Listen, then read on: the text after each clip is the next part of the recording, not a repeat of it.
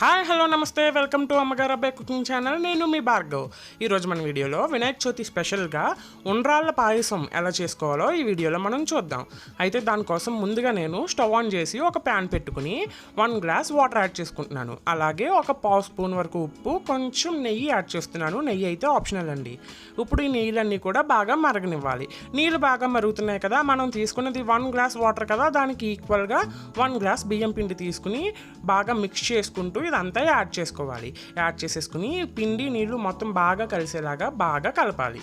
బాగా కలిపేసుకున్న తర్వాత మూత పెట్టి ఒక 2 మినిట్స్ పాటు సిమ్లో మగ్గించుకోవాలి. దీన్నే పిండి ఉక్కబెట్టుకోవడం అంటారండి. తర్వాత స్టవ్ ఆఫ్ చేసుకుని ఒక ప్లేట్లోకి తీసుకుని ఉక్కబెట్టుకున్న పిండి అంతా కూడా కొద్దిగా చల్లారనివ్వాలి. కొంచెం గోరువెచ్చగా ఉండగా లైట్గా నీళ్ళు చిలకరించుకుని పిండి మొత్తం బాగా పిసుకుతూ బాగా కలిపి ఒక ముద్దలా చేసుకోవాలి. ఇప్పుడు మనం ఏం చేయాలంటే ఒక ప్లేట్ తీసుకుని మనం చేసుకున్న పిండి ముద్ద ఉంది కదా, దీంట్లోంచి కొంచెంగా పిండి తీసుకుంటూ గుండ్రంగా రౌండ్గా బాల్స్ లాగా గోళీలాగా చేసుకోవాలి. వీటిని మనం ఉండ్రాళ్ళు అంటాం కదా, ఇలాగ అన్ని ఉండ్రాళ్ళు కూడా తయారు చేసేసుకోవాలి. ఆ పిండికి ఎన్ని అయితే అన్ని ఉండ్రాళ్ళు తయారు చేసుకుని కొంచెం అంత పిండి తీసుకుని ఒక బౌల్లోకి తీసుకుంటున్నాను. ఈ పిండిలోకి కొంచెం వాటర్ యాడ్ చేసుకుని మన చేతితోటే చక్కగా ఆ పిండి మొత్తం వాటర్లో కలిసిపోయేలాగా బాగా మిక్స్ చేసేసుకోవాలి. ఇది ఎందుకంటే ఉండ్రాళ్ళ పాయసం ఉంది కదా, అది థిక్గా అవడం కోసం దీన్ని వాడతాం. అయితే ఇప్పుడు స్టవ్ ఆన్ చేసి ఒక ప్యాన్ పెట్టుకుని 2 స్పూన్ల వరకు నెయ్యి యాడ్ చేస్తున్నాను. ఇందులోకి కొంచెం పచ్చి కొబ్బరి ముక్కలు యాడ్ చేసుకుని బాగా రెడ్గా ఫ్రై అయ్యేంత వరకు కూడా ఫ్రై చేసుకోవాలి.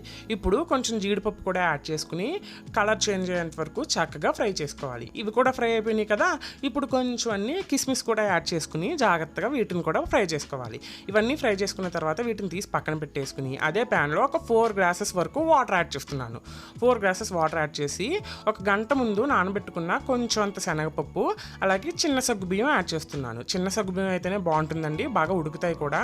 ఇవి సగ్గుబియ్యం ఉండలు కట్టకుండా ఉండాలంటే వెంటనే మిక్స్ చేసుకోవాలి.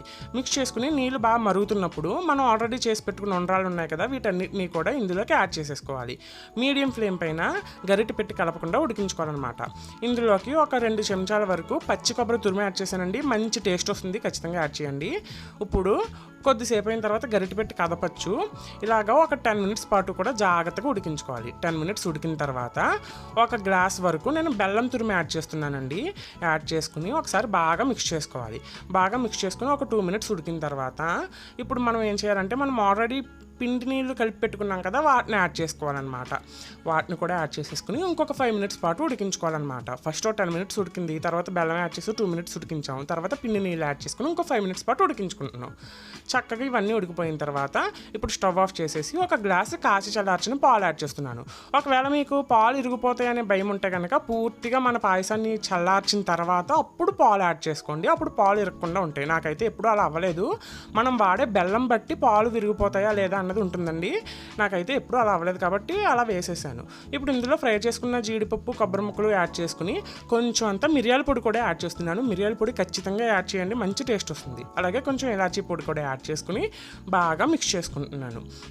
అంతేనండి, మన ఉండ్రాళ్ళ పాయసం సింపుల్గా తయారైపోయింది. చాలా బాగుంటుంది. వినాయక చవితికి ఈసారి ఖచ్చితంగా మీరు నివేదన చేయండి. Thank you for watching.